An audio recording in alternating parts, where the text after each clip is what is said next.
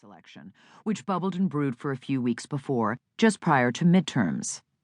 Two women who lived at Radcliffe came to the Dean of Students' office with an official objection.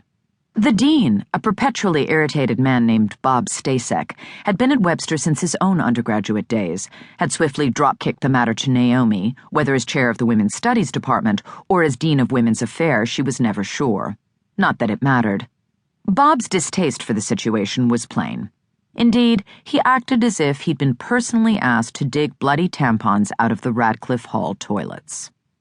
And Naomi, who until that time had been so underinvolved in matters of college administration that she routinely spent her time in meetings surreptitiously making to-do lists, understood that this particular bell was tolling for her. And she had to admit, no one on campus was remotely as well prepared to address the issue at hand as herself. A tenured professor of women's studies and gender studies, and author of the respectably read, for academic nonfiction, Divide and Conquer, Femaleness and Feminism in the Women's Movement's Second Wave. Nell Jones-Givens, the sophomore with the enviably low housing lottery number, had by her own account, published eventually on Slate, and later wildly misquoted by Laura Ingraham and other right-wingers, been grappling with gender dysmorphia since early childhood, and by the age of 12 had accepted that she was essentially a male person misplaced in a female body. Her efforts to delay menses and mash her breasts flat against her ribcage, her unsuccessful attempt to run with the men's cross-country team at her suburban Illinois high school, and her attainment of peace within her family on these issues had also been the subjects of her admissions essay to Webster. Hence, though admissions did not routinely share such material with the administration, the college could not claim to have been ignorant of the implication of Nell's housing selection. Over the summer that followed her freshman year, Nell had legally changed her name to Neil in her home state of Illinois. Official gender designation was a bit thornier, which only added to the mayhem once the whole mess began to roil. She was a woman, genetically. She was a man, spiritually.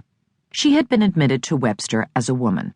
She was a man by temperament, by choice, by fate, by all that was holy. Except to those few poor evangelical Christians on campus who asserted that whatever else she was far from holy. She was a member of a gender designation that had expanded beyond patriarchal structures to assume a spectrum of identities, of which Neil's was simply one among so many.